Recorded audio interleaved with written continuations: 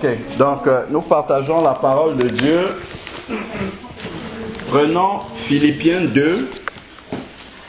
Philippiens 2, nous allons lire du verset 1 au verset 10. Philippiens 2.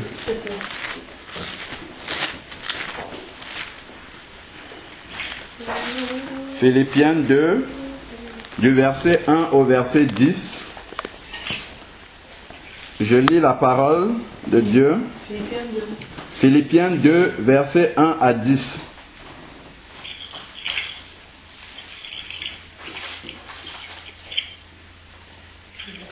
Philippiens 2, de 1 à 10. C'est bon pour tout le monde? D'accord, ok, nous lisons. S'il y a quelque consolation en Christ, s'il y a quelques encouragements dans l'amour, s'il y a quelque communion de l'esprit, s'il y a quelque compassion et quelque miséricorde, mettez le comble à ma joie afin d'avoir une même pensée. Ayez un même amour, une même âme, une seule pensée. Ne faites rien par rivalité ou par vaine gloire, mais dans l'humilité, estimez les autres supérieurs à vous-même. Que chacun de vous, au lieu de considérer ses propres intérêts, considère aussi ceux des autres. Verset 5. Ayez en vous la pensée qui était en Christ, lui dont la condition était celle de Dieu. Il n'a pas estimé comme une proie à arracher d'être égal avec Dieu. Mais il s'est dépouillé lui-même en prenant la condition d'esclave, en devenant semblable aux hommes, après s'être trouvé dans la situation d'un homme. Verset 8. Il s'est humilié lui-même en devenant obéissant jusqu'à la mort sur la croix. C'est pourquoi aussi Dieu l'a souverainement élevé et lui a donné le nom au-dessus de tout nom, afin qu'au nom de Jésus, tout genou fléchisse dans les cieux, sur la terre et sous la terre, et que toute langue confesse que Jésus est Seigneur, à la gloire de Dieu le Père. Amen. Donc là, j'ai lu jusqu'au verset 11. Alors, dans ce passage-ci,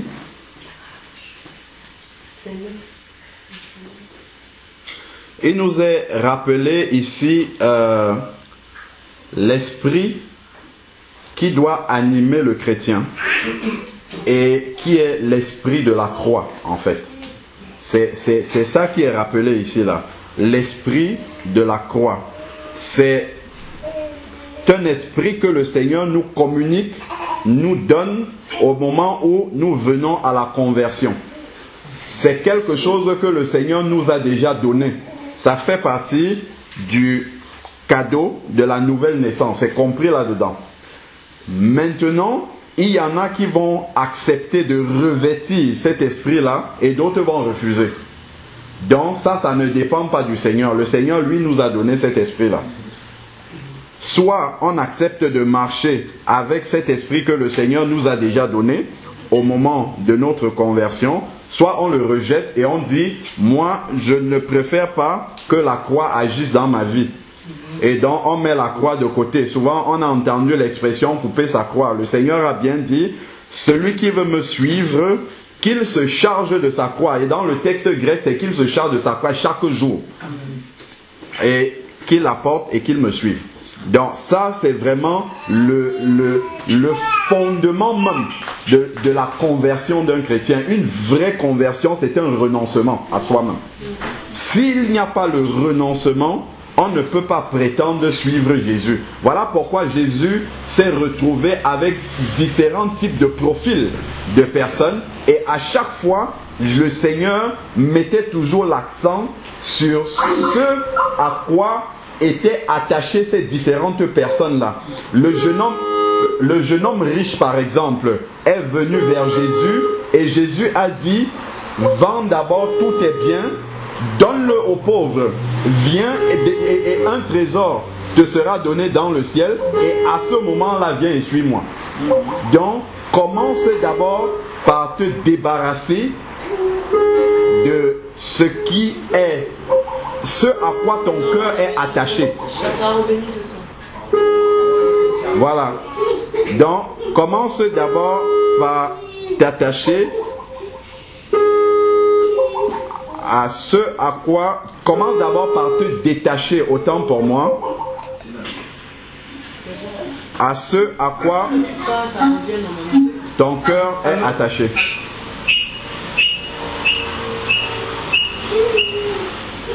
Non. Alors, je disais tantôt que le Seigneur nous a communiqué son esprit.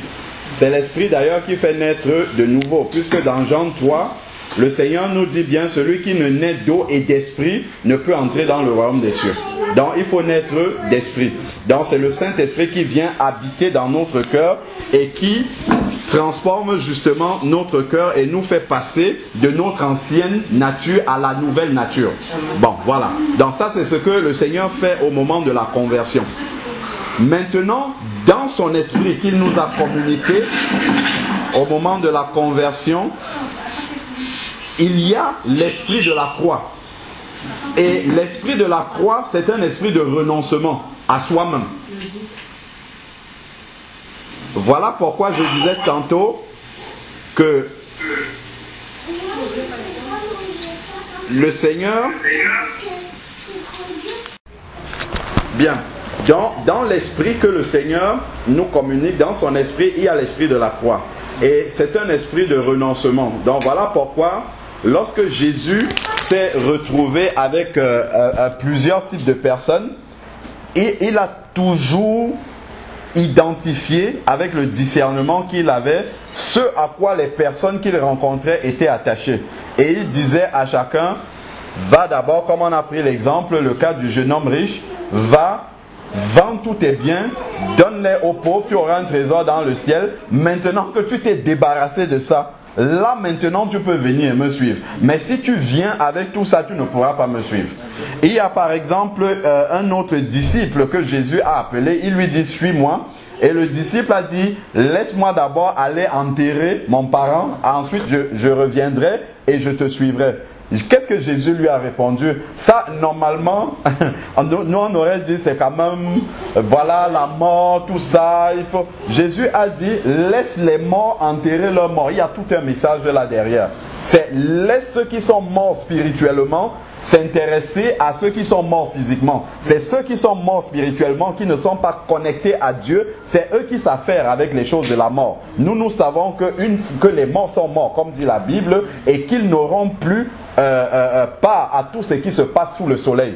Donc à partir du moment où les gens sont morts, pour nous, c'est fini, la vie est partie. Nous nous intéressons aux gens lorsqu'ils sont vivants. Une fois qu'ils sont morts, ça ne nous concerne plus. Donc voilà pourquoi Jésus a dit: laisse les morts enterrer leurs morts. Il se pourrait même que, mais ça la Bible ne le précise pas, que le parent de cette personne-là en question n'était pas encore décédé. Mais il voulait aller finir le reste de la vie que son parent avait encore à vivre. Il voulait rester auprès de lui, et lorsque son parent devait décéder, alors à ce moment-là, il n'aurait plus rien à faire et il serait allé suivre Jésus. Jésus lui dit: ça ne marche pas comme ça.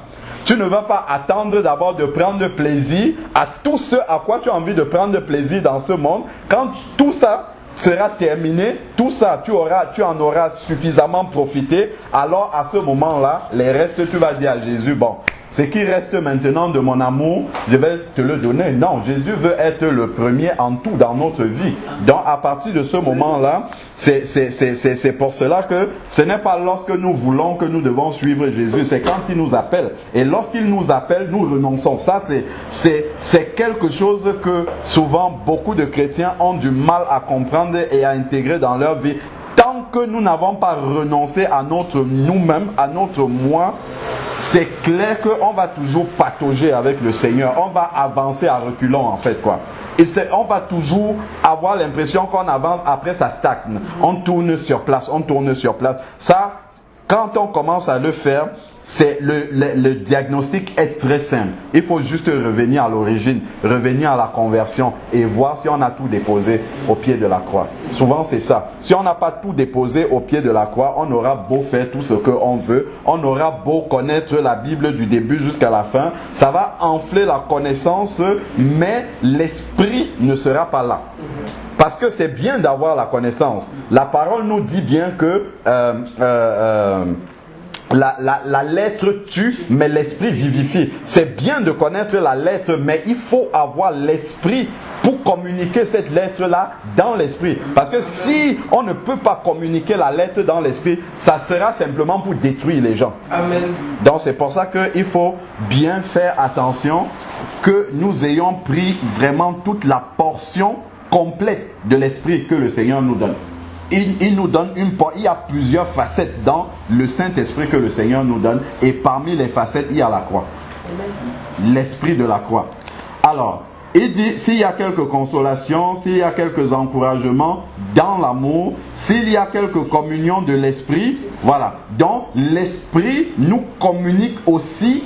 La communion nous conduit à nous mettre en communion avec d'autres frères qui sont nés et sœurs, qui sont nés de nouveau aussi. Ça, c'est le Saint-Esprit qui le fait. Voilà pourquoi il va dire dans Acte 2, 42, on nous parle justement des...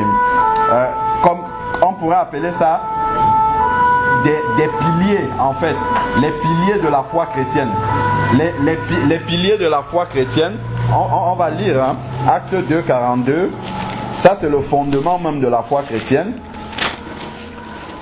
Acte 2, 42.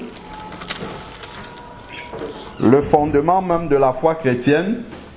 Il persévérait dans l'enseignement des apôtres. Dans 1, il y a l'enseignement des apôtres. 2, la communion fraternelle. 3, la fraction du pain. Et 4, les prières. Ce n'est pas dans n'importe quel ordre. Donc, le plus important pour nous, c'est d'abord l'enseignement. Parce que si on n'a pas la parole de Dieu, le Saint-Esprit ne peut pas travailler dans notre vie. Puisque la Bible nous dit bien que la parole de Dieu est l'épée de l'Esprit. Donc, pour que l'esprit puisse travailler, il faudrait qu'il ait la parole et qu'il puisse, si vous voyez un soldat, puisque Paul prend toujours son exemple sur le soldat romain, l'armure du soldat romain, il avait une épée. Donc, pour combattre l'adversaire, il a besoin de manipuler son épée. Et cette épée-là, la Bible nous dit, c'est la parole de Dieu. Donc, pour que justement le Saint-Esprit puisse travailler dans notre vie, comme le soldat romain, combattait son adversaire, il faut qu'il ait la parole. Sinon, vous allez combattre sans rien du tout, sans épée. Et le soldat ne pouvait pas justement combattre sans épée. Ça serait vraiment un combat sans les armes qu'il faut. Donc, il faut d'abord la parole de Dieu. 2, c'est là justement que c'est important, la communion fraternelle. Ça vient en deuxième. Souvent, on néglige, on renvoie ça complètement comment dire, pour nous, ce sont des détails, mais pour le Seigneur, ça vient en deuxième. Ça vient même avant les prières. Ça c'est vraiment fondamental, hein, de remarquer dans quel ordre justement c'est donné. 1, la parole, l'enseignement des apôtres. Ensuite, la communion fraternelle, directement en deuxième, après la scène et ensuite les prières. Donc, c'est pas pour rien. Ça veut dire que pour le Seigneur, la communion fraternelle, c'est quelque chose de fondamental, de capital, auquel vraiment nous devons... En fait, c'est dans la communion fraternelle que nous prouvons que nous aimons Dieu. C'est là-dedans que nous prouvons que nous aimons Dieu. Puisque le verset qu'on a lu la dernière fois, c'est dans 1 Jean 4, 20. Si tu n'aimes pas ton frère que tu vois, comment peux-tu prétendre que tu aimes Dieu que tu ne vois pas? Donc, ça c'est vraiment important de le mentionner et c'est le Saint-Esprit qui nous conduit justement à aimer nos frères, à aller vers nos frères. Donc là, je suis dans Philippiens 2 au verset 1. Donc, s'il y a quelque communion de l'Esprit, s'il y a quelque compassion, s'il y a quelque miséricorde. La miséricorde, c'est justement accorder le pardon à quelqu'un qui ne mérite pas. Vous avez compris? Nous sommes invités à la miséricorde. C'est-à-dire qu'en tant que frères et sœurs dans le corps de Christ, nous devons accorder le pardon à nos frères, à notre prochain, à nos sœurs, même si elles ne le méritent pas, même s'ils ne le méritent pas. Donc on ne doit pas attendre que le frère ou la sœur ait eu un comportement exemplaire à notre égard pour que nous lui accordons le pardon. Pas du tout, on doit le faire systématiquement. Parce que si Jésus voulait voir une seule personne sur la terre qui mérite son pardon, il n'y en aurait pas. Romains 3, 23 nous dit « Tous ont péché et sont privés de la gloire de Dieu ». Romains 3, 10 dit « Il n'y a pas de juste sur la terre, pas même un seul. » Donc même pas une seule personne qui peut mériter le pardon de Dieu. Et c'est à cela que le Seigneur nous appelle aussi. S'il y a quelque compassion et quelque miséricorde. Voilà. Donc maintenant celui qui a tout ça, il a l'esprit de la consolation, de l'encouragement dans l'amour, il a la communion de l'esprit, il a la compassion, il a la miséricorde. Ce n'est pas fini. Il dit, verset 2, « Mettez le comble à ma joie afin d'avoir une même pensée. » Et c'est là justement que l'exaucement et la manifestation du Seigneur arrive dans l'Église. C'est quand nous sommes dans la même pensée, dans l'unité. Puisque un corps, comme la Bible dit, nous sommes un corps spirituel. Si le cerveau est en désaccord avec le pied, il va avoir un dysfonctionnement terrible dans le corps. Imaginez-vous que le cerveau envoie un ordre et le pied exécute autre chose. Il va avoir une discordance totale. Dans votre voiture, vous voulez tourner, vous tournez votre volant à gauche et la voiture va à droite. Imaginez un peu ce que ça peut apporter comme déroute. Donc, sur ces exemples pratiques-là, on voit comment souvent nous sommes à côté, complètement à côté de la plaque, ça végète, il n'y a pas d'exaucement, on se demande qu'est-ce qui ne va pas, ayez la même pensée. Et pour avoir la même pensée, il faut, on va voir dans la suite, il faut nécessairement que l'esprit de la croix agisse dans toutes les vies. De ceux qui composent la communauté, il faut que l'esprit de la croix agisse dans chaque vie, sinon c'est pas possible. Ça veut dire quoi l'esprit de la croix? C'est le renoncement à soi-même. Renoncer à quoi? J'ai une personnalité. Maintenant que je me retrouve dans la communion, Dieu va faire passer la croix dans ma vie et il y a des parties de moi qui vont devoir mourir. Mourir à la croix pour que justement le reste de moi qui est adaptable, qui peut cohabiter avec la communauté vive. Mais si la partie de moi qui est incompatible avec la communauté continue à vivre, je ne peux pas vivre en communauté. Et ça, c'est très important.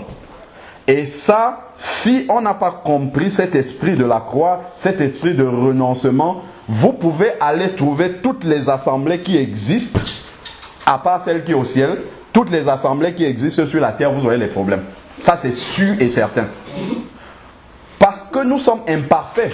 Nous tendons à la perfection. Nous recherchons cette perfection. Il va dire d'ailleurs, dans Éphésiens 4, verset 11 au verset 13, les différents ministères ont été donnés pour le perfectionnement. Ça veut dire quoi pour le perfectionnement? C'est un cheminement vers la perfection. Pour le perfectionnement des saints. Donc, C'est une marche pour arriver à cette perfection-là. Donc, pendant que nous sommes en train de faire cette marche-là, ça suppose que tous ceux qui font la marche vers la perfection sont imparfaits. Donc, nous ne devons pas être surpris que quelqu'un produise un comportement imparfait. Ça ne doit pas nous surprendre. Si ça nous surprend, ça veut dire qu'on n'a pas encore compris que Jésus n'est pas encore revenu. Parce que la perfection totale va se manifester au moment où nous allons revêtir nos corps glorifiés. C'est là où la perfection totale va arriver. Je ne suis pas en train de dire qu'on doit rester laxiste et dire que nous sommes des pécheurs perdus. Pas du tout, mais je suis simplement à nous appeler à être réalistes, à savoir que l'Église est en cours de perfectionnement. Et si l'Église est en cours de perfectionnement, ça veut dire que les gens sont encore imparfaits. Et s'ils sont encore imparfaits, ça veut dire que tout au long de notre vie avec l'Église, on va toujours constater des imperfections dans la vie de nos frères et sœurs. Et si nous constatons ces imperfections-là, c'est là maintenant que nous devons faire agir l'esprit de la croix. L'esprit de la croix, c'est aussi pouvoir regarder mon frère, regarder ma sœur, comme Jésus l'aurait regardé étant sur la croix. Donc, lorsque Jésus regarde les gens étant sur la croix, qu'est-ce qu'il dit? Père, pardonne-leur, car ils ne savent pas ce qu'ils font. Il y a des choses que tu peux déjà avoir compris, que le Seigneur t'a déjà montré. Ta sœur à côté n'a pas encore compris cela. Quand tu regardes ta sœur, au lieu d'avoir le regard critique sur ce qu'elle ne sait pas encore faire, Père, aide-la à franchir ce qui lui manque pour qu'elle passe cette étape-là. Et là, tu vas devenir utile pour ta sœur. Je ne suis pas en train de parler de l'amour bonbon qui ne va pas dire la vérité. C'est pas ça que je dis. Nous aimons dans la vérité. Mais dans la manière dont je vais communiquer cette vérité, il faut que ça soit dans l'esprit. Donc, et cet esprit-là nous est communiqué par Jésus. Parce que Jésus, s'il a été mis à la croix, ce n'était pas parce qu'il disait des mensonges. C'est parce qu'il disait la vérité. Et la vérité de Jésus était difficile à absorber. C'est pour ça qu'on l'a envoyé à la croix. Donc, ce n'était pas parce qu'il caressait les gens dans le sens du poil. Non, il a dit la vérité et ça l'a amené à la croix. Mais maintenant, c'est ce à quoi nous devons faire attention, c'est de pouvoir communiquer justement cette vérité-là. En fait, si j'ai déjà franchi une étape avec le Seigneur, une étape que le Seigneur a déjà validée dans ma vie, je ne sais pas, il y a beaucoup de choses sur notre cheminement vers la perfection que le Seigneur travaille dans nos vies. Il y a des étapes. Nous n'avons pas tous les mêmes étapes. Le Seigneur ne met pas les étapes de la même façon dans les vies, mais il veut arriver à la même chose, c'est le perfectionnement. Donc, si moi j'ai déjà franchi une étape et que je vois ma soeur qui n'a pas encore franchi cette étape, qu'est-ce que je dois faire? Au lieu de dire, oh ma soeur, comment tu es encore comme ça? Pourquoi tu n'as pas encore? Je dois prendre la main à ma soeur et l'aider à sauter, à traverser cette étape-là et à venir pour que nous marchions ensemble. Amen. C'est là, c'est ça que le Seigneur attend de nous. Il n'attend pas de faire de nous des super-héros. Lorsque nous avons traversé les étapes, maintenant nous regardons les gens de haut. C'est pas ça que le Seigneur veut. Sinon nous n'avons pas compris ce à quoi le Seigneur nous appelle. Le Seigneur nous appelle à être ces personnes-là qui l'utilisent pour le perfectionnement des autres. Pour aider les autres à cheminer vers cette perfection-là. Et il ne faudrait pas justement que nous soyons une pierre d'achoppement dans le travail que le Seigneur est en train de faire dans une vie.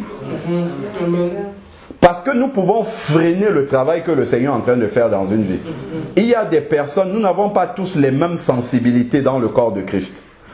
Il y a des personnes qui ont des sensibilités tel que vous allez lui faire une remarque, il dit, bon, ok, si c'est ça les chrétiens, vous n'allez plus jamais me voir. La personne va se retirer et va se perdre. C'est pas pour autant que le Seigneur va l'accueillir au ciel. Non, elle va vraiment se perdre. Mais le Seigneur vous redemandera l'âme de cette personne-là, quand même. Pourquoi tu t'es opposé au travail que j'ai commencé, moi, à faire dans une vie? Donc, c'est pour ça que nous devons toujours vraiment faire attention à ce que justement à ce que nous laissons sortir vers nos frères et sœurs, sortir, je parle de la bouche, parce que le Seigneur a dit c'est de l'abondance du cœur que la bouche parle. Donc nous devons faire très attention à cela. Alors, il dit, mettez, je suis au verset 2 seulement, mettez le comble à ma joie afin d'avoir une même pensée, dans l'unité de la pensée. Ayez un même amour, encore. Il dit le comble. Donc en fait, c'est pour aller au-dessus de ce qu'ils ont déjà. Pour tendre un peu plus vers la perfection, c'est en recherchant l'unité. Je vous assure que si vous êtes seul avec la vérité, vous n'êtes rien. Si vous, parce que vous avez la vérité, vous allez vous mettre tout seul, vous n'êtes rien. En fait, avec la vérité que tu as, tu dois aider les autres à arriver à la même vérité. Amen. Si parce que tu as la vérité, tu dis, ok, ceux-là, ils ne valent plus rien, il faut... Non, tu dois aider les autres à arriver à la même vérité. Amen. Et pour cela, tu as des sacrifices à faire. Amen. Le Seigneur, il connaissait tout, sur toute la parole, du début jusqu'à la fin, mais il est descendu quand même pour aider justement les enfants de Dieu à pouvoir accéder à cette vérité. Continuons maintenant. Le même amour, une même âme. Donc, l'âme, nous savons que c'est le siège, c'est notre être intérieur conscient, l'âme. C'est ça que la Bible appelle l'âme. Notre être intérieur conscient, c'est quoi? C'est le siège de notre volonté. Nous connaissons ce que nous voulons faire. C'est le ciel de notre pensée, ce que nous pensons à l'intérieur, nous avons connaissance de cela. C'est le ciel de nos émotions. À l'intérieur, nous savons les émotions que nous avons. Donc, il dit, nous devons avoir une même âme. Donc, je dois chercher justement à converger justement avec mes frères et sœurs dans le même, justement, les mêmes émotions, les mêmes pensées. Je dois essayer de tendre au lieu de m'en éloigner. Et ça ne sera pas toujours facile. Parce que nous sommes différents. Et je rends gloire au Seigneur que nous soyons tous différents. Parce que si nous étions tous identiques les uns les autres, personne ne pourrait aider l'autre à se perfectionner. C'est l'imperfection de Serge qui va permettre que David puisse travailler une partie de son perfectionnement. Parce qu'il va devoir supporter Serge, qui est imparfait dans un certain domaine de sa vie. Et ainsi de suite. C'est comme ça que le Seigneur nous utilise les uns les autres pour perfectionner. Amen. Ton prochain qui est à côté de toi. Quand je parle de ton prochain, là je suis dans l'église. Dans ton frère qui est à côté de toi. C'est l'imperfection de ton frère que tu vas devoir supporter qui va te permettre toi de te perfectionner dans un certain domaine. Voilà pourquoi nos imperfections sont dans différents domaines. C'est pas tous dans le même domaine. C'est dans différents domaines pour que en se supportant les uns les autres, que nous puissions justement faire grandir ce perfectionnement dans nos vies personnelles. C'est un peu comme si vous prenez différentes pierres. Je prends des rochers ou des pierres, vous les mettez les unes vraiment collées avec les autres. Les unes avec les autres. Et ça forme comme un cercle comme ça. Un cercle constitué de pierres. Les unes à côté des autres, vraiment contiguës, qui se touchent. Et là maintenant, ça commence à se frotter. Et ça va polir, la pierre qui est à côté va polir la pierre qui est, avec laquelle elle se touche en fait. Le fait de se frotter, ça va polir justement cette pierre-là. Et à la fin, toutes les pierres seront polies. C'est ça que le Seigneur veut faire. Donc, en se frottant comme ça, l'imperfection de l'un va perfectionner l'autre, et ainsi de suite. Et à la fin, tout le monde sera perfectionné. C'est pour ça que nous sommes tous différents. Mais ça, il faut comprendre le plan du Seigneur. Si on ne comprend pas le plan du Seigneur, on va passer toute la vie dans l'église à se plaindre. Tel m'a fait ça, l'autre a dit ceci, celui-ci a fait cela. Ça sera toute la vie comme ça jusqu'à ce que Jésus revienne. Mais une fois qu'on a compris que c'est ça le travail du Seigneur, déjà on reconnaît que si c'est ça le travail du Seigneur, ça veut dire que moi déjà j'ai au moins une imperfection dans ma vie qui va aider au perfectionnement de l'autre. Donc si je reconnais que je suis imparfait, je dois pouvoir supporter l'autre aussi qui est imparfait. Et ça rejoint le deuxième commandement le plus grand. Aime ton prochain comme toi-même. Amen. Donc ce que tu tolères pour toi-même, il faut que tu tolères ça de ton prochain. Amen. Ou alors il faut que tu te condamnes avant de condamner ton prochain.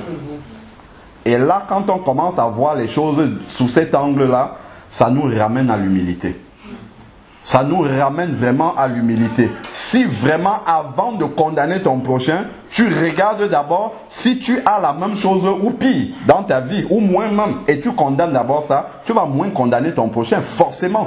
Aime ton prochain comme toi-même, ça veut dire, ce que tu fais à ton prochain, c'est ce que toi-même tu aurais fait, tu te serais fait toi-même si tu avais commis la même erreur. Et là, à ce moment-là, ça nous amène à la sagesse, à l'humilité dans notre façon de nous conduire avec les bien-aimés dans le corps de Christ. Et ensuite, avec les païens, ceux qui sont dehors. Parce que le Seigneur nous perfectionne dans le corps pour que ensuite nous allons là où il nous a envoyés auprès des païens et que les païens voient ce perfectionnement-là en nous. Et soient justement attirés par notre façon différente. Parce que si dans l'église, tu as appris à te frotter avec les frères et sœurs comme ça et à les supporter, mais quand tu seras dans ton travail, tu vas pouvoir plus facilement supporter les collègues. Et les collègues seront attirés du fait que toi, tu ne respectes jamais. Quand on te fait des pires choses, tu ne te plains jamais, tu ne te respectes pas. Encore même, tu vas même glorifier le Seigneur. Tu vas dire, Seigneur, ces païens que tu as mis avec moi, ils contribuent à mon perfectionnement. Comme un frère dit souvent, ce n'est pas ce qui nous arrive qui est le plus important, mais c'est la manière dont nous réagissons à ce qui nous arrive. C'est ça qui intéresse le Seigneur. Et lorsque on comprend ces choses-là, je vous assure que vous pouvez arriver dans la communauté la plus exécrable possible. Vous allez toujours trouver votre place. Vous n'allez pas vous énerver avec les gens. Vous allez toujours trouver votre place. Maintenant, ce qui va te faire partie d'une communauté, c'est parce qu'on ne prêche pas la vraie doctrine, c'est tout. C'est pas parce que les gens t'ont énervé ou bien on fait ci, ça, non. C'est est-ce qu'on prêche la parole? Oui. Est-ce que les gens sont nés de nouveau? Oui, c'est bon. C'est pas l'imperfection des gens qui va t'intéresser. C'est est-ce que vraiment ces frères et sœurs, ils sont nés de nouveau? Oui. Ça veut dire quoi? Ça veut dire qu'ils ont l'Esprit de Dieu, dont Dieu peut travailler dans leur vie. À partir de ce moment, maintenant, la parole que nous recevons, est-ce que c'est la vérité? Est-ce que c'est vraiment la parole de Dieu qui m'est prêchée? Si c'est la parole de Dieu, point, c'est fini. Maintenant qu'un frère se met là-bas et qu'il t'insulte, tu dis gloire à Dieu. Frère, sois béni. Et il va se dire, mais qui est celui-là qui me dit sois béni quand je l'insulte? Le frère va commencer ou la sœur va commencer à se poser des questions. Et c'est là que le Saint-Esprit va commencer à travailler dans sa vie. Et Dieu t'aura utilisé pour le perfectionnement d'un frère, d'une sœur. Et tu seras content. Parce que Dieu t'a utilisé. C'est une joie pour nous lorsque le Seigneur nous utilise pour son œuvre, sachant que nous sommes des instruments inutiles, totalement inutiles. Dieu peut se passer de nous et arriver toujours au même but. Mais quand Dieu se sert de nous, nous devons être dans la joie que le Seigneur nous ait utilisé dans son plan. Alors, verset 3 maintenant, ne faites rien par rivalité. La rivalité dans le corps de Christ est une gangrène destructrice. On ne doit jamais pouvoir se comparer à un frère ou à une sœur. Ça, je l'ai souvent dit.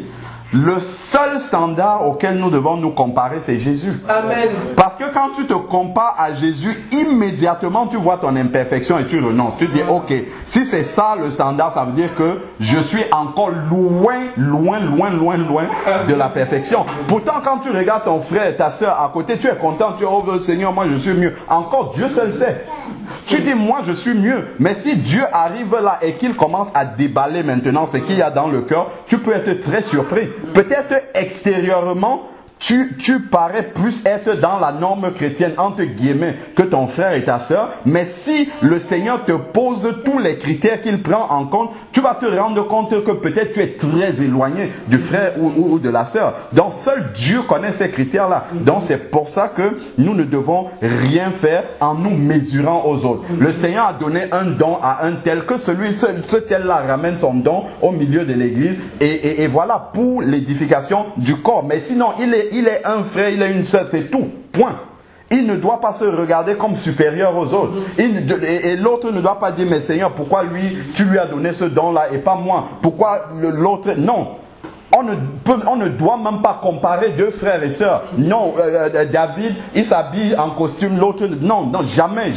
Ça, c'est destructeur, ça. Ça, c'est quelque chose auquel nous devons faire attention. Et je prends particulièrement ce sujet que moi j'appelle... C'est vraiment quelque chose que Satan a introduit dans le corps de Christ qui porte maintenant sur l'aspect extérieur exclusivement. C'est quelque chose qui détourne les chrétiens de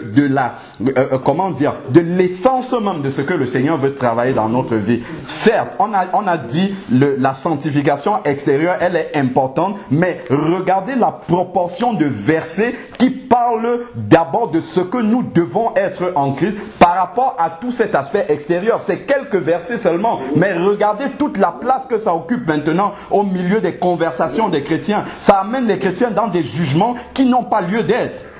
C'est quelques versets seulement dans la parole de Dieu. Ouvrons les yeux pour voir que vraiment le cœur, si le cœur de Jésus était sur ces choses-là, lorsque Jésus verrait la femme prostituée, il lui dirait: tu as la greffe sur la tête, dégage, je ne veux pas te voir. Il prendrait quelqu'un d'autre, il dit: non, toi tu es une femme, tu as mis le pantalon, je ne veux pas te voir. Et ainsi de suite. Mais Jésus n'a jamais jugé comme ça. Ce sont quelques versets dans la parole de Dieu. C'est pas toute la parole de Dieu. C'est pour dire que ça ne veut pas dire qu'on ne doit pas en parler, mais ça ne doit pas être le sujet de conversation de tous les jours au point d'amener des gens dans la division. Jésus n'est pas mort à la croix pour un pantalon qu'une femme aurait porté. C'est pas pour ça qu'il est mort à la croix. Il est mort pour autre chose. Pour racheter, ce sont les rachetés de l'Éternel. Nous n'avons pas le droit de juger les personnes pour lesquelles Jésus est mort à la croix. Laissons Jésus lui-même juger ces personnes. Voilà, c'est comme la sœur est en train de dire, on a lu la parole, il faut donner la parole aux gens et laisser l'Esprit de Dieu qui est justement travailler avec cette parole. La parole est l'épée de l'Esprit. Donc on met la parole dans la main du Saint-Esprit et le Saint-Esprit va travailler maintenant. Ce n'est pas en jugeant mon frère et ma soeur, si même le frère et la soeur changent extérieurement parce qu'il a subi un jugement et qu'il veut que ça s'arrête, ça on aura contribué, on aura même enfreint le travail que le Seigneur voulait faire. Ça se trouve, le Seigneur aurait fait même quelque chose de tellement merveilleux par rapport à ce que nos yeux pouvaient, ou bien notre intelligence pourrait concevoir de la personne. Dieu veut peut-être aller beaucoup plus loin que ce que la sœur va produire sous le coup de la menace ou du jugement. Donc il faut vraiment que nous puissions remettre les choses dans le bon ordre, dans la parole de Dieu. Nous devons pouvoir remettre chaque chose à sa place. Si le Seigneur parle beaucoup de quelque chose, nous devons aussi abondamment parler de cela. Si le Seigneur parle moyennement de quelque chose, nous devons rester dans ces proportions-là. Nous ne devons pas passer le temps à juger les gens comme ça. Ça, il faudrait que nous fassions très attention à ça. Si j'attire notre attention là-dessus, je sais qu'il y a des frères, il y a des frères avec qui j'ai déjà parlé, qui sont à cheval sur les aspects extérieurs, le pantalon de la femme, tout ça. J'ai déjà dit clairement aux frères, ils connaissent ma position par rapport à cela. Moi, je donne la parole telle que le Seigneur me l'a communiquée. Le Saint-Esprit va travailler. Si une prostituée entre ici en pantalon, je vais lui donner la parole de Dieu. Je ne vais pas dire, toi tu es une prostituée, tu es en pantalon, qu'est-ce que tu fais ici? Pas du tout. Je lui donne la parole de Dieu jusqu'à ce qu'un jour, on la voit transformée. Et on va rendre gloire au Seigneur. On va rendre gloire au Seigneur. Et c'est au Seigneur que va revenir la gloire. Parce que nous savons que aucun de nous, ce n'est pas par nous qu'elle a changé. Ce n'est pas parce qu'on lui a dit ça, ce n'est pas bien, enlève ça, qu'elle aura changé. Non, c'est parce que la parole de Dieu l'a transformée. Et comme ça, toute la gloire reviendra au Seigneur et non aux hommes. Donc c'est pour ça vraiment que nous devons faire confiance au Saint-Esprit. Nous ne pouvons pas mieux faire le travail que le Saint-Esprit. C'est peine perdue. C'est du temps perdu ça. Donc nous devons revenir vraiment à ce que le Seigneur nous donne comme proportion, comme limite. Nous ne devons pas aller au-delà de ces limites-là. Estimer les autres. Voilà ce qu'il dit dans le verset 3. Ne faites rien par rivalité ou par vaine gloire. Donc c'est pas pour avoir la gloire dans le corps de Christ. Seul à Dieu seul soit la gloire. Les hommes n'ont aucune gloire. Mais dans l'humilité. Dans l'humilité. Et juste après, il y a la vraie définition de l'humilité. Estimer les autres supérieurs à vous-même. Ça, c'est véritablement l'esprit de l'humilité. Je vois ma soeur arriver avec plein de bijoux, plein de pantalons. Moi, j'ai déjà traversé cette étape. Ma soeur, là, que je vois comme ça, elle est supérieure à moi. C'est ça que le Seigneur demande. Et c'est ça que le Seigneur regarde. Et le Seigneur peut venir ici, il ouvre les cœurs et on verra que ce que le Seigneur demande, ce n'est pas ça qu'on a dans le cœur. Et c'est là qu'on verra que la trompette peut sonner avec pas de pantalon, pas de bijoux, et on va rester sur la terre. Et c'est comme ça que Satan nous aura trompés. Parce qu'il aura amené nos regards sur ce qui n'est pas la chose la plus indispensable. Ce qui est indispensable, c'est de travailler, que le cœur soit en harmonie avec ce qu'on voit à l'extérieur. C'est là l'équilibre. Que le cœur soit en harmonie avec ce qu'on voit à l'extérieur. Les deux. Que le cœur soit en harmonie avec ce qu'on voit à l'extérieur. Que le cœur soit en harmonie avec ce qu'on voit à l'extérieur. C'est ça que le Seigneur veut nous dire aujourd'hui. Que nos cœurs soient en harmonie avec ce que nous montrons à l'extérieur.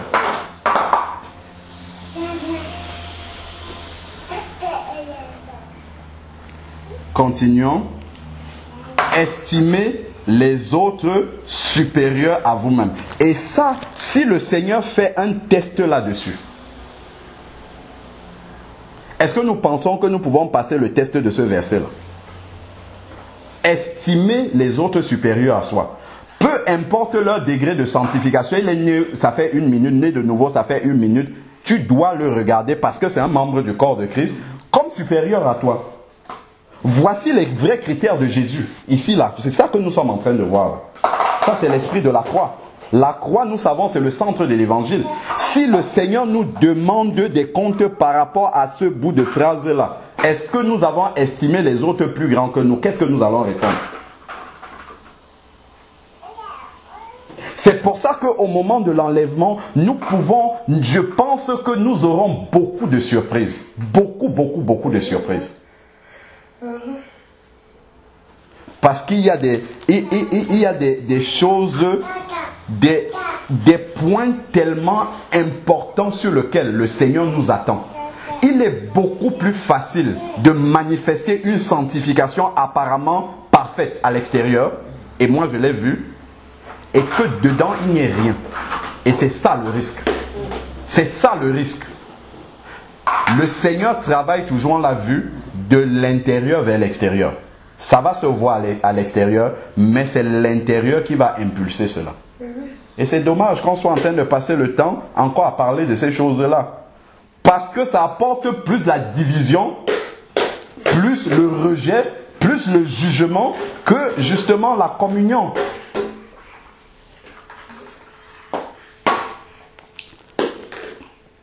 Estimez les autres supérieurs à vous-même. Que chacun de vous, au lieu de considérer ses propres intérêts, considère aussi ceux des autres. Si je vois ma soeur qui est dans l'imperfection, qu'est-ce que je dois considérer comme intérêt? Au lieu de considérer moi mon intérêt, ok, maintenant j'ai traversé cette étape-là, je regarde les gens d'en haut, considérer ceux des autres. C'est quoi l'intérêt de la soeur ou du frère? La soeur ou le frère elle-même ne sait peut-être pas que voilà ce que le Seigneur attend d'elle. Donc si je veux considérer son intérêt, puisque je sais que c'est ça que le Seigneur attend d'elle, ben je vais l'aider. Je vais l'aider dans son intérêt à atteindre ce que le Seigneur attend d'elle. Et ça va me demander de la patience. Et dans cette patience-là, le Seigneur va me briser. Moi aussi, il va me travailler.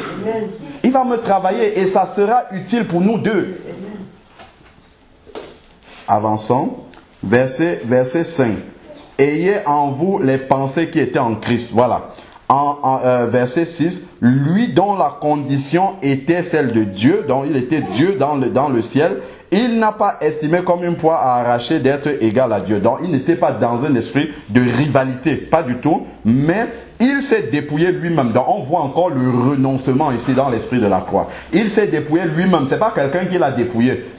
Il a accepté de renoncer à cela en prenant une condition d'esclave, en devenant semblable aux hommes.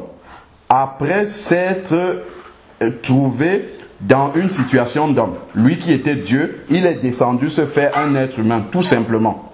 Et c'est ça que le Seigneur nous demande de faire. Lorsque le Seigneur commence à se révéler à toi, que tu rentres vraiment dans...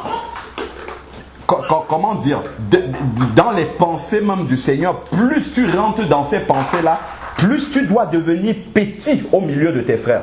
Et c'est pour cela que le Seigneur parlait de Jean-Baptiste. Il disait, il n'est né comment dire, du ventre de femme, pas un plus grand prophète que lui. Jean-Baptiste était un grand prophète, celui qui a dit, il faut que moi je diminue, afin que lui croisse. Parce qu'il avait compris justement cette révélation. Plus justement on entre dans cette révélation, plus on doit se faire petit. Petit, petit, petit. C'est le Seigneur lui-même dans Jean 13 qui lavait les pieds de ses disciples. Et il y a quelque chose qui m'a toujours surpris dans Jean 13. C'est que lorsque le Seigneur lavait les pieds de ses disciples, je crois qu'il a lavé les pieds de Judas aussi. Et ça doit nous interpeller.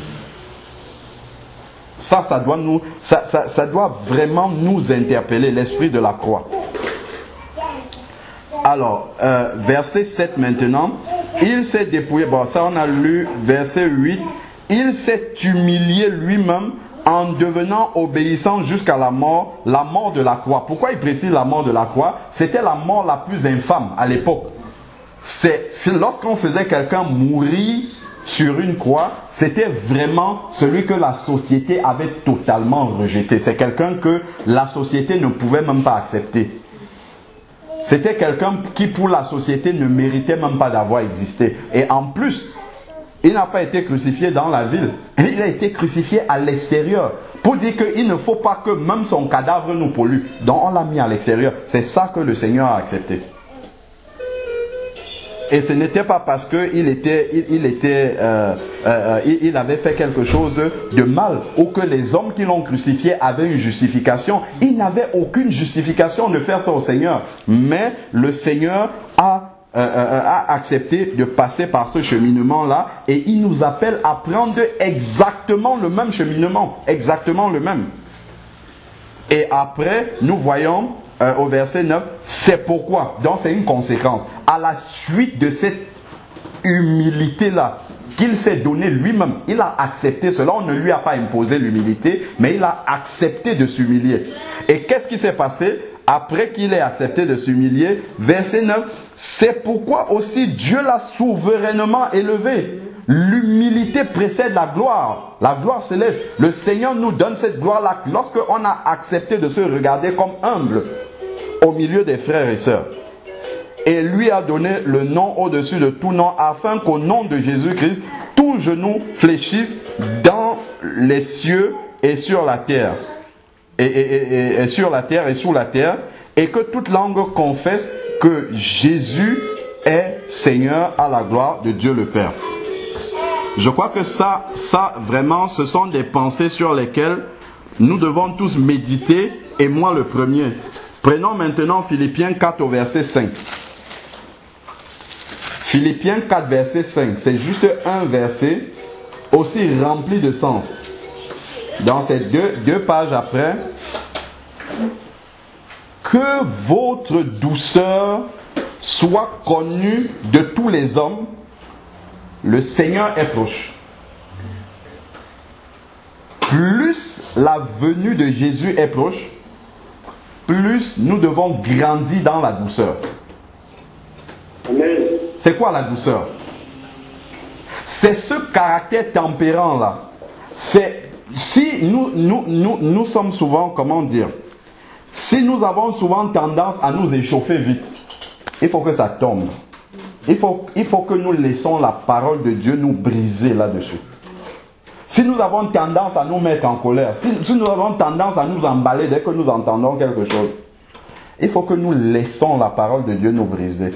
Il dit, regardons le verset, il dit, le Seigneur est proche. Comment il peut mettre le Seigneur est proche à la suite du verset là?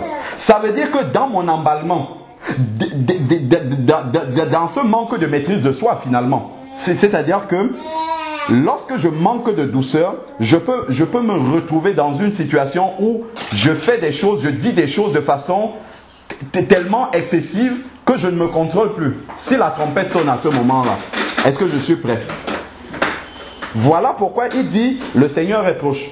Il faut faire attention de ne pas se trouver dans des situations où on manque de douceur. Et si c'est le cas, nous devons demander au Seigneur de travailler dans ce domaine-là. de nous aider à travailler dans ce domaine. Donc, il y a un verset encore, un petit passage, Romains 12. Romains 12, de 3 à 5. Romains 12, de 3 à 5. Romains 12, verset 3. Par la grâce qui m'a été donnée, je dis à chacun d'entre vous de ne pas... Est-ce que je peux lire dans ta version, parce que ma version, la traduction là ne me plaît pas beaucoup. Par la grâce qui m'a été donnée, je dis à chacun de vous de ne pas avoir une trop haute opinion de lui-même, mais de garder des sentiments modestes, chacun selon la mesure de foi que Dieu lui a donnée. Amen. Amen. Ne pas avoir une trop haute opinion de soi-même, selon la mesure de foi que le Seigneur nous a donnée. Mais bien aimé, au moment où on commence à croire que nous sommes près de la perfection de Dieu et que nous pouvons écraser les autres, c'est là où la chute est très proche. Très très proche. Au moment où nous commençons à croire que notre perfection est suffisante et peut écraser les autres, c'est là où la chute va commencer. Et cette chute-là, elle est libre, parce que justement, nous sommes montés très haut. De la même façon, la chute est aussi très brutale. Parce que nous descendons très bas vite aussi. Donc, ce sont des aspects de notre vie sur lesquels nous devons faire très attention. Très attention. Parce qu'il y a beaucoup... La vie chrétienne c'est un tout, en fait. C'est parsemé de beaucoup... C'est pour ça qu'on doit demander beaucoup de sagesse au Seigneur. Et le verset d'avant nous parle de renouveler nos pensées aussi. Parce que lorsque nous sommes dans la pensée du monde, on peut facilement entrer justement dans la rivalité, dans la comparaison, tout ça, et ça va nous perdre, ça va nous égarer, ça va nous amener en fait dans les détails qui ne nous sont pas importants, alors que tout le temps, si nous nous voyons toujours plus petits que les autres, on va se rendre compte qu'il faut toujours travailler à notre salut pour avancer, toujours, et c'est comme ça que le Seigneur va nous perfectionner pour que nous puissions continuer à grandir avec lui. Donc, Serge avait lu le verset 4, c'est ça, hein? Le verset 3. Donc, je vais lire le verset 4. En effet, comme nous avons plusieurs membres dans un seul corps et que tous les membres n'ont pas la même fonction. Voilà, tous les membres n'ont pas la même fonction. Donc, ainsi, verset 5, nous sommes plusieurs, nous formons un seul corps. Nous sommes quand même plusieurs, mais nous formons un seul corps. Et nous sommes tous membres les uns des autres. Nous sommes tous membres les uns des autres. Donc, forcément, peu importe le caractère de mon frère, de ma soeur, je dois le supporter. Le pied ne peut pas dire, bon, ok, moi, de l'autre côté, la main, ça ne marche plus. Coupez-moi et puis je vais vivre ailleurs. Si on coupe, le pied va mourir. La main qui est restée dans le corps, le corps va vivre. Parce que la main reste attachée au cerveau. Donc en fait, nous sommes appelés à vivre comme ça jusqu'à entrer dans l'éternité. Et Jésus ne va jamais rejeter une personne pour laquelle il est mort parce que la personne s'est mal comportée envers son frère. Jésus va tendre la perche à la personne jusqu'à la fin, sauf si la personne accepte de se détourner. Donc ce n'est pas nous qui pouvons faire en sorte que Jésus se détourne d'une personne pour laquelle il est mort. Ça, c'est un contrat dans lequel Jésus ne va jamais entrer. Jamais. Jamais il ne va faire ce marché-là avec nous. Donc, ça, c'était le verset 5. Je crois que j'ai noté encore un autre passage, toujours Romains 12, de 9 à 16. 9 à 16. Que l'amour soit sans hypocrisie. Donc, voilà maintenant où la parole de Dieu nous montre l'autre face de l'amour. La première face, c'est la face de l'esprit de la croix. Supporter l'autre. maintenant, il nous montre une autre facette de l'amour, que votre amour soit sans hypocrisie. Ça veut dire que ce n'est pas parce que je supporte l'autre que je ne dois pas lui dire ce qui ne va pas. Parce que c'est lorsque je lui dis ce qui ne va pas que je l'aide à grandir. Amen. Bon, gardons un doigt sur Romains 12, nous allons revenir dessus et on va voir une application de cela. Allons vers la fin de la Bible dans la seconde épître de Jean. 2 Jean. 2 Jean, premier verset. 2 Jean, premier verset. 2 Jean 1. L'ancien Akiria, l'élu. 2 Jean 1. Oui, 2 Jean, verset 1. Je ne dis pas chapitre 1. 2 Jean, puisqu'il y a un seul chapitre. Verset 1. Oui.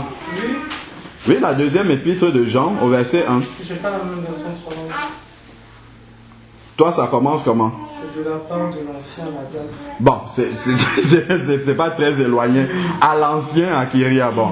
Ok, bon, ça, c'est pas ça qui nous intéresse. Il y a juste un petit bout qui nous intéresse, là. Il dit, l'ancien Akiria, l'élu et à ses enfants, que j'aime, comment? Ah, dans la vérité. Je l'aime, mais dans la vérité. Ensuite, si nous prenons le livre juste à côté, 3 Jean.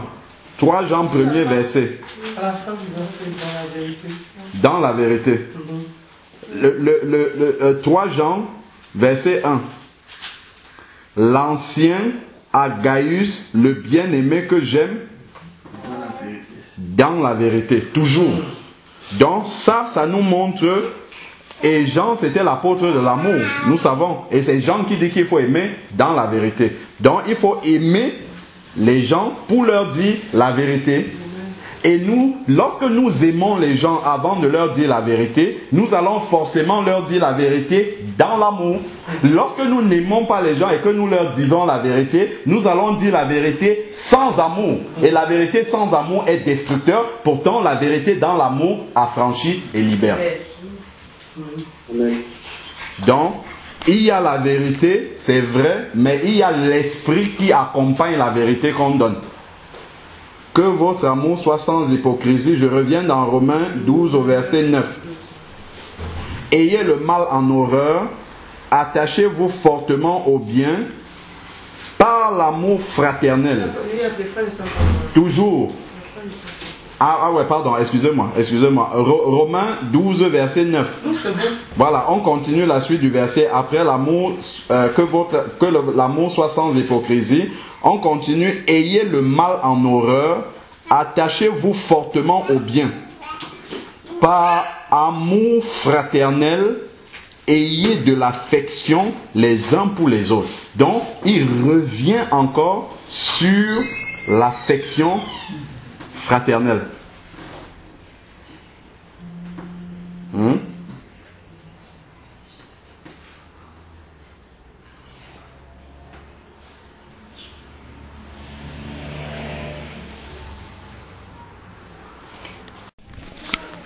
Donc, j'étais en train de dire tantôt que il revient encore dans le verset 10 sur l'amour fraternel. Il dit, verset 10, Romains 12, verset 10, par amour fraternel, ayez l'affection les uns pour les autres. Par honneur, usez de persévérance réciproque. Donc, cet amour-là doit nous conduire justement à pouvoir, comment dire, à pouvoir justement non seulement supporter les bien-aimés, mais aussi pouvoir leur dire la vérité. Comme on a dit, c'est équilibré en fait. Alors, verset 11, ayez de l'empressement et non la paresse. Bon, ça, il exhorte maintenant sur la vigueur que nous devons avoir. Pas la paresse, mais l'empressement, justement, dans les choses que nous avons à faire, notamment les choses pour le Seigneur, dans cet amour-là. Il faudrait que nous soyons dans l'empressement pour le faire et non comme tirant les pieds. Parce que nous pouvons aussi vouloir appliquer l'amour que le Seigneur nous demande d'appliquer parce que nous sommes obligés. nous ne pouvons pas appliquer l'amour par obligation. Ça ne se commande pas. En fait, cet amour-là, le Seigneur l'a déjà mis en nous. Nous devons simplement laisser cet amour-là s'exprimer. Cet amour-là sortir, se dégager, couler. C'est pour ça que, justement, il nous commande de le faire avec empressement. Réjouissez-vous en espérance, soyez patients dans la tribulation. Donc, même si nos bien-aimés sont le sujet de notre tribulation, nous devons être patients dans cette tribulation-là. Si le monde est le sujet de notre tribulation à cause de notre foi, nous devons être patients dans cette tribulation. Soyez patients dans la tribulation, persévérez dans la prière. Amen. Donc, lorsque les bien-aimés même nous persécutent, nous devons encore prier pour eux. Nous devons encore, lorsqu'ils se sont mal comportés envers nous, c'est là que nous devons encore prier pour eux. Amen. Persévérer dans la prière. Ce n'est pas facile, mais c'est ça qui fait la différence entre un chrétien et un païen. Comme le Seigneur a dit, si vous bénissez seulement ceux qui vous bénissent, c'est quoi la différence? Les païens en font autant. C'est l'esprit de la croix qui va faire justement que celui qui t'a persécuté, tu ne vas pas le persécuter. Tu vas faire exactement le contraire pour lui enseigner justement que toi tu obéis à un maître qui n'est pas le même que lui. Et tout ça, c'est un travail que le Seigneur fait pour amener le renoncement au moi à la perfection. Parce qu'au début, on ne renonce pas totalement à notre moi. Il y a encore un peu qui est là. Et c'est le dernier un peu qui est là que Dieu veut tuer au travers de tout ce que nous voyons là. Parce que c'est quand tout est mort maintenant que là, nous sommes parfaits devant Dieu. Lorsque le moi n'existe plus. Alors, réjouissez-vous en espérance, soyez patients dans la tribulation. Dans verset 13, subvenez aux besoins des saints. Bon, ça on en a parlé déjà. Tâchez d'exercer l'hospitalité. Voilà, tâchez d'exercer l'hospitalité, c'est jusqu'au verset 16. Voilà, là il a dit même plus clairement, bénissez ceux qui vous persécutent, bénissez et ne maudissez pas. Bénissez et ne maudissez pas. Par nos prières, nous pouvons aider justement les bien-aimés qui nous persécutent à sortir de cette persécution-là. À manifester autre chose que le rejet des autres par notre prière. Et ça, c'est important. Réjouissez-vous avec ceux qui se réjouissent, verset 15. Pleurez avec ceux qui pleurent. Ayez les mêmes sentiments. Il revient encore dans ce que nous avons vu dans Philippiens. Ayez les mêmes sentiments les uns envers les autres. N'aspirez pas à ce qui est élevé, mais soyez attirés par ce qui est humble. Et à la fin, il conclut en disant, ne soyez pas sages à vos propres yeux. Ne soyons pas sages à nos propres yeux, parce que seul Dieu est sage. Amen. Donc, vraiment, que le Seigneur puisse continuer à travailler en profondeur dans nos vies sur ces versets-là que nous avons lus, parce que ce qui intéresse le Seigneur dans nos vies, c'est vraiment que nous produisions le fruit de l'Esprit. Et le fruit de l'Esprit ne peut produire que lorsque l'arbre a été émondé. Un arbre ne peut produire du fruit que lorsqu'il a été émondé. Lorsqu'on vient, on coupe un peu le branchage, ainsi de suite, on nettoie un peu. Alors maintenant, l'arbre retrouve de sa vigueur et peut commencer à produire du fruit. Mais il y a du nettoyage à faire. Et ce nettoyage-là, c'est sur tous les arbres que nous sommes, puisqu'on parle de produire du fruit, et que nous sommes tous appelés à produire du fruit. Ça veut dire que nous pouvons être assimilés à ces arbres-là, mais Dieu doit émonder, et nous devons laisser le Seigneur émonder là où il doit émonder. Parce que dans chacune de nos vies, il y a à émonder. Personne ne peut dire qu'il n'y a rien à émonder dans sa vie. Chacun d'entre nous, il y a des choses que Dieu doit émonder. Et nous devons nous soutenir les uns les autres dans ce travail que Dieu veut faire dans nos vies. Éternel Dieu Tout-Puissant, Père, nous voulons te bénir encore pour cette parole rafraîchissante que tu nous donnes. Merci Seigneur Dieu parce que tu nous rappelles ta pensée, ce à quoi tu nous appelles Seigneur Dieu dans le corps de Christ Seigneur Père. Aide-nous à ne pas nous détourner, Seigneur Dieu, de ces points fondamentaux, Seigneur Dieu, qui sont vraiment capitaux à tes yeux, Seigneur Dieu, pour s'attacher à ce qui peut venir après, Seigneur Père. Donne-nous de regarder, Seigneur Dieu, vraiment avec les yeux de la croix. Que nous puissions avoir vraiment cet amour les uns envers les autres, pouvoir se supporter les uns envers les autres. Comme toi-même, Seigneur Dieu, pendant 3 ans et demi, tu as supporté tes disciples. Tu as supporté des foules qui s'intéressaient à toi seulement par intérêt, Seigneur Dieu. Tu savais quel était le fond du cœur, Seigneur Dieu, de la foule qui te suivait, mais tu as supporté quand même cette foule. Seigneur Dieu Tout-Puissant, aide-nous à avoir ce même sentiment-là qui était en toi, Seigneur Dieu. Nous savons que que tu nous as communiqué déjà ton esprit, Seigneur Père, dont nous pouvons manifester cela, Seigneur Dieu, que nous laissons ton amour qui est en nous pouvoir s'exprimer. Que cette patience-là qui était en toi puisse s'exprimer également en nous et que le monde puisse voir la différence. Seigneur, là où le monde se juge l'un envers l'autre, Seigneur Père, tu appelles ton Église à plus de vigilance, plus de patience dans l'amour. Donner la vérité, Seigneur Père, mais dans l'amour. Aide-nous, Seigneur Dieu, à ne pas perdre cela de vue, Seigneur Père éternel. Parce que nous savons que la vérité doit être dite, mais Seigneur Dieu, nous avons besoin que tu nous donnes l'esprit de la vérité, que nous puissions la communiquer vraiment dans l'amour, Seigneur Père, pour contribuer également, que nous soyons des instruments que tu utilises pour amener les autres à la perfection. Parce que tu ne veux pas qu'une seule personne soit parfaite. Tu veux que tous devenions parfaits, Seigneur Dieu, et tu peux nous utiliser l'un l'autre pour amener les autres à la perfection. Que nous soyons plutôt, Seigneur Dieu, ces courroies de transmission, Seigneur Père, dans ce moteur qui amène à la perfection, plutôt que d'être dans notre coin, Seigneur Dieu, et de nous réjouir d'être seuls dans la perfection, Seigneur. Que nous soyons plutôt dans l'affliction de voir les autres qui n'atteignent pas encore cette perfection, et que nous puissions les aider, Seigneur Dieu, dans ce chemin-là, à tendre la main, Seigneur Père, pour que tu nous utilises